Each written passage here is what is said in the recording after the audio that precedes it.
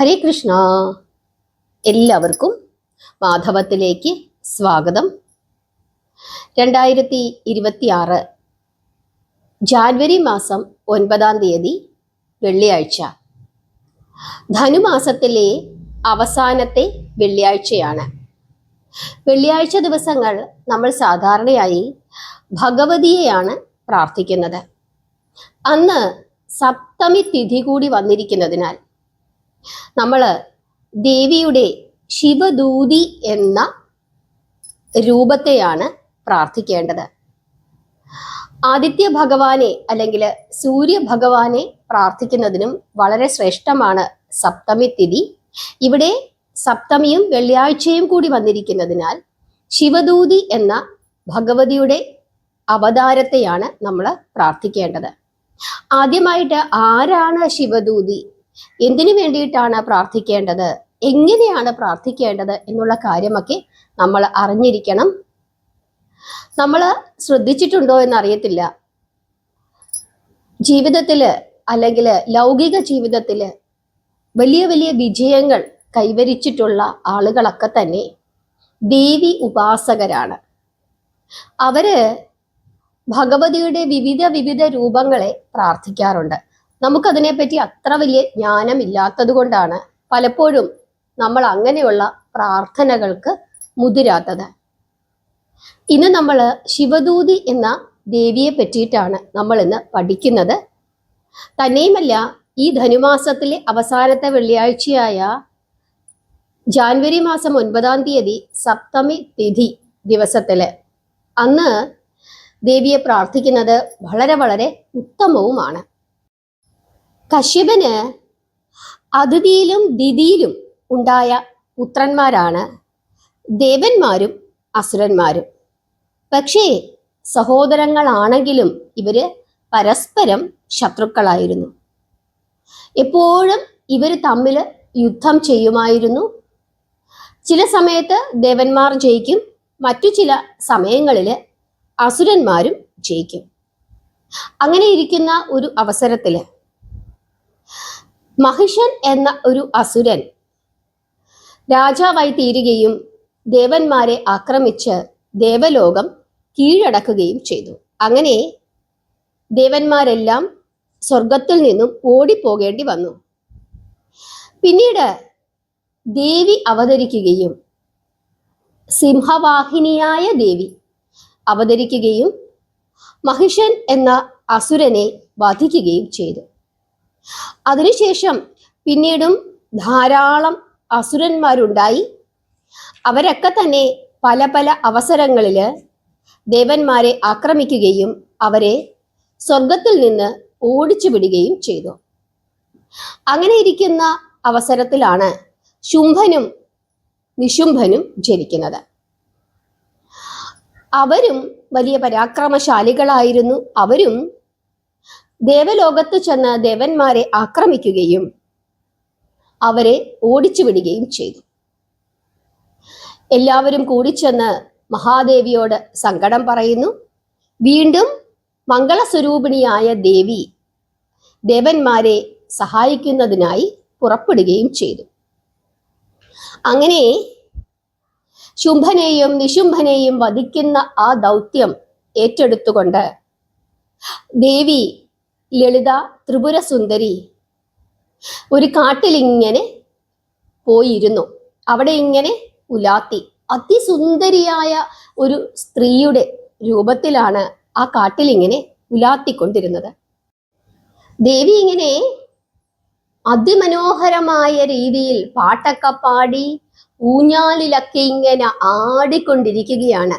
ആ സമയത്താണ് അവിടേക്ക് ചണ്ടനും മുണ്ടനും വരുന്നത്. ആരാണ് ചണ്ടനും മുണ്ടനും? ശുംഭന്റെയും നിശുംഭന്റെയും സേവകരാണ് ചണ്ടനും മുണ്ടനും. ഇവർക്ക് ഈ സ്ത്രീയെ കണ്ടപ്പോൾ വളരെയധികം കൗതുകം തോന്നുകയും ഇവര് തിരിച്ചു കൊട്ടാരത്തിൽ ചെന്നിട്ട് ശുംഭനോട് പറഞ്ഞു, അല്ലയോ രാജാവേ, ഞങ്ങൾ ഇന്ന് കാട്ടിൽ വെച്ച് അതിസുന്ദരിയായ ഒരു സ്ത്രീയെ കണ്ടു.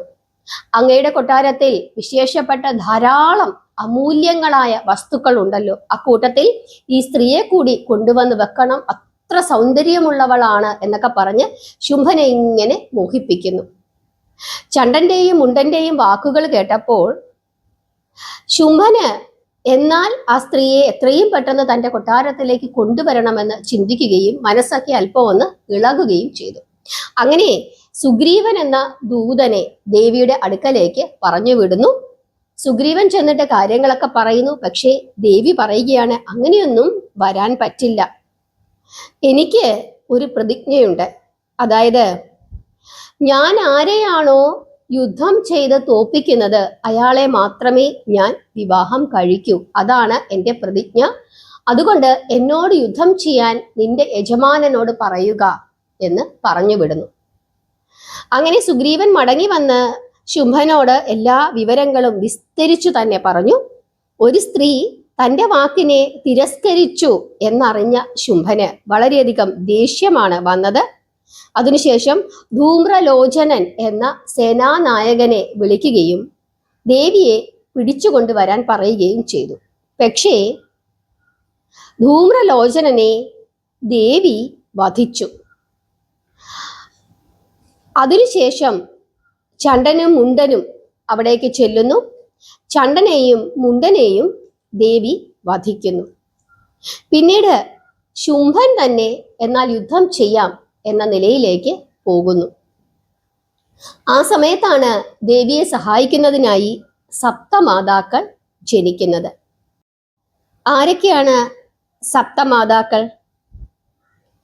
ബ്രഹ്മാവ്, ശിവൻ, കാർത്തികേയൻ, മഹാവിഷ്ണു, വരാഹം, നരസിംഹം, ഇന്ദ്രൻ എന്നിവരുടെ പരാക്രമശാലികളും വീര്യസമ്പന്നകളുമായ ശക്തികൾ ഈ ദേവന്മാരുടെ ശരീരങ്ങളിൽ നിന്ന് പുറത്തേക്ക് വരികയും അതാത് രൂപങ്ങളോടും ആയുധങ്ങളോടും കൂടി ദേവിയുടെ അടുക്കലേക്ക് എത്തിച്ചേരുകയും ചെയ്തു.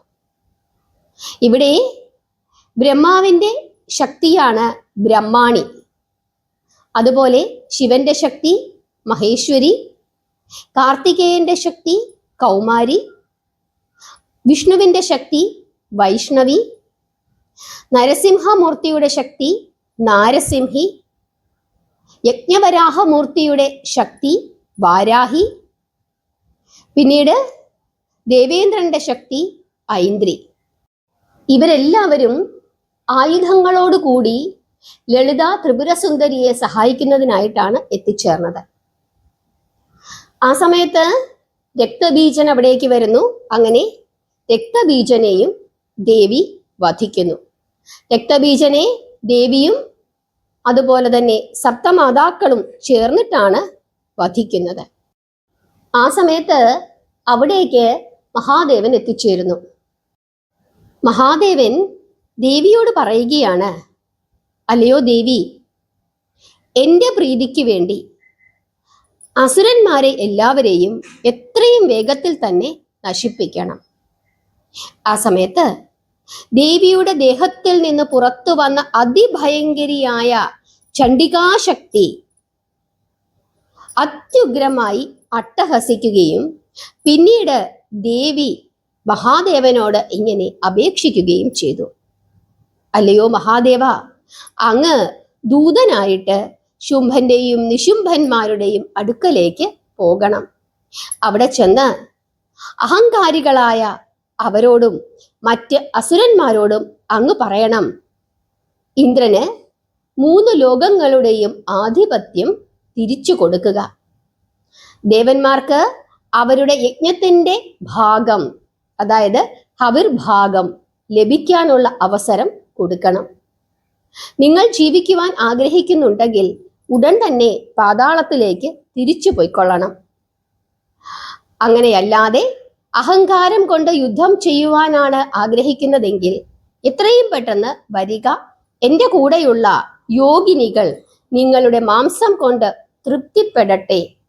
ഇങ്ങനെ അങ്ങു ചെന്ന് ശുംഭന്റെയും നിശുംഭന്റെയും കൊട്ടാരത്തിൽ ചെന്ന് അവരോട് പറയണമെന്ന് ദേവി ചണ്ഡികാദേവി മഹേശ്വരനോട് പറയുന്നു.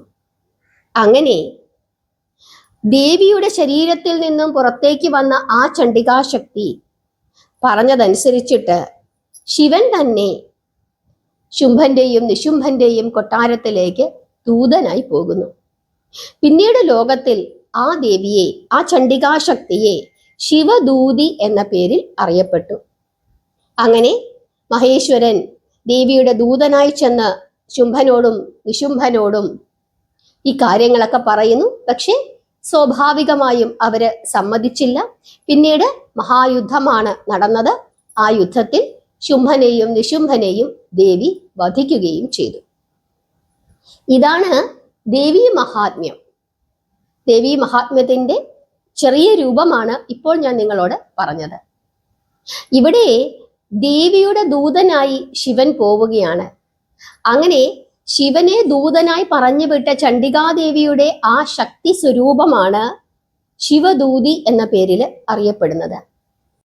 ദേവിയെപ്പറ്റി ദേവി പുരാണത്തിലും അതുപോലെ തന്നെ ദേവി മഹാത്മ്യത്തിലും കാളികാ പുരാണത്തിലും ഒക്കെ തന്നെ വളരെ വിസ്തരിച്ചു തന്നെ പറഞ്ഞിട്ടുണ്ട്. സപ്തമി തിഥിയിൽ ശിവദൂതി എന്ന പേരിൽ ദേവിയെ പ്രാർത്ഥിക്കുന്നത് ഒരു മനുഷ്യന്റെ ഈ ലോകത്തിൽ അവന് ജീവിക്കുവാൻ വേണ്ട സുഖ സൗകര്യങ്ങളൊക്കെ ലഭിക്കുന്നതിനും ഏതെങ്കിലുമൊക്കെ കാര്യങ്ങൾ, ഏതെങ്കിലുമൊക്കെ സുഖങ്ങൾ അവനിൽ നിന്ന് നഷ്ടപ്പെട്ടു പോയിട്ടുണ്ടെങ്കിൽ അതൊക്കെ തിരിച്ചു കിട്ടുന്നതിനുമൊക്കെ തന്നെ ശിവദൂതിയെ പ്രാർത്ഥിക്കുന്നത്, പ്രത്യേകിച്ച് സപ്തമി തിഥിയിൽ പ്രാർത്ഥിക്കുന്നത് വളരെ വളരെ ശ്രേഷ്ഠമാണ്. ഓം ദേവി ശിവദൂത്യേ നമ എന്ന് 7ന്റെ ഗുണിതങ്ങൾ വെച്ച് ജപിക്കുന്നത്, അതായത് 7, 14, 21 അങ്ങനെ 7ന്റെ ഗുണിതങ്ങൾ വെച്ച് ജപിക്കുന്നത് വളരെ വളരെ ശ്രേഷ്ഠമാണ് എന്ന് വിശ്വസിക്കുന്നു. ലൗകിക ജീവിതത്തിൽ ജീവിക്കുന്ന മനുഷ്യർക്ക് അവരുടെ ലൗകികപരമായിട്ടുള്ള ആഗ്രഹങ്ങൾ നേടിയെടുക്കുന്നതിനായിട്ട് ദേവിയെ പ്രാർത്ഥിക്കുന്നത് ഉത്തമമാണ് എന്ന് കരുതുന്നു. ചുവന്ന നിറത്തിലുള്ള പൂക്കൾ കൊണ്ട് അർച്ചന ചെയ്യുന്നത് വളരെ ശ്രേഷ്ഠമാണ് എന്ന് കരുതുന്നു. ചുവന്ന നിറത്തിലുള്ള പഴം, അതായത് കദളിപ്പഴം, ചെങ്കദളിപ്പഴം പലർക്കും അറിയാമായിരിക്കും. ചുവന്ന നിറത്തിലുള്ള പഴം, ഓരോ സ്ഥലങ്ങളിലും അത് ഓരോ പേരിലാണ് അറിയപ്പെടുന്നത്. ചുവന്ന നിറത്തിലുള്ള പഴം അത് സമർപ്പിച്ച് പ്രാർത്ഥിക്കുന്നതും വളരെ വളരെ ശ്രേഷ്ഠമാണ് എന്ന് വിശ്വസിക്കുന്നു. ഓം ദേവി ശിവദൂത്യേ നമ എന്നാണ് ജപിക്കേണ്ടത്. 7ന്റെ ഗുണിതങ്ങളായിട്ട് ജപിക്കണം. ചണ്ഡികാദേവിയുടെ ശരീരത്തിൽ നിന്നും പുറത്തു വന്ന ആ ശക്തി സ്വരൂപിണിയാണ് ശിവദൂതി എന്ന പേരിൽ അറിയപ്പെടുന്നത്. ദേവിയുടെ അപേക്ഷ പ്രകാരമാണ് മഹാദേവൻ ദൂതനായി പോയത്. അപ്പൊ ഇത്രയും കാര്യങ്ങളൊക്കെയാണ് പൊതുവായി ദേവിയെ പറ്റി അറിയാനുള്ളത്. അതുപോലെ മാധവം എന്ന യൂട്യൂബ് ചാനലിന് ഒരു വാട്സപ്പ് ചാനൽ കൂടി നമ്മൾ ഉണ്ടാക്കിയിട്ടുണ്ട്. അതിൻ്റെ ലിങ്ക് ഞാൻ ഡിസ്ക്രിപ്ഷൻ ബോക്സിൽ കൊടുത്തേക്കാം. അതുപോലെ തന്നെ കമ്മ്യൂണിറ്റിയിൽ പോസ്റ്റ് ചെയ്യുകയും ചെയ്തേക്കാം. എല്ലാവരും ആ ലിങ്കിൽ കയറിയിട്ട് എല്ലാവരും ആ വാട്സപ്പ് ഗ്രൂപ്പിൽ അംഗമാകണം. ജോയിൻ ചെയ്താൽ മാത്രം മതി. നിങ്ങൾക്ക് ആ ചാനലിലൂടെ നിങ്ങളുടെ സംശയങ്ങളൊക്കെ ചോദിക്കാൻ പറ്റും. പലപ്പോഴും യൂട്യൂബിൻ്റെ കമൻറ്റ് സെക്ഷനിൽ വരുന്ന കമൻറ്റുകൾ പലപ്പോഴും എൻ്റെ ശ്രദ്ധയിലേക്ക് പെടുന്നില്ല. ധാരാളം പഴയ കമൻറ്റുകളൊക്കെ കഴിഞ്ഞ ദിവസങ്ങളൊക്കെ ഞാൻ കണ്ടു. അത് എൻ്റെ ദൃഷ്ടിയിൽ പെടാഞ്ഞതുകൊണ്ടാണ് ഞാൻ അതിനൊന്നും മറുപടി നൽകാഞ്ഞത്. നിങ്ങൾക്കറിയാമല്ലോ, എല്ലാ കമൻറ്റുകൾക്കും ഞാൻ മറുപടി നൽകും. പക്ഷെ ചിലതൊന്നും കാണാൻ പറ്റുന്നില്ല. അതുകൊണ്ടാണ് വാട്സപ്പ് ഗ്രൂപ്പ് നമുക്ക് ഉണ്ടാക്കാമെന്ന് വിചാരിച്ചത്. എല്ലാവരും ആ ലിങ്കിൽ കയറിയിട്ട് ജോയിൻ ചെയ്യണം. നിങ്ങൾക്ക് മനസ്സിലായി എന്ന് വിശ്വസിക്കുന്നു. നാമം ജപിക്കുക, പ്രാർത്ഥിക്കുക. ഹരേ കൃഷ്ണ.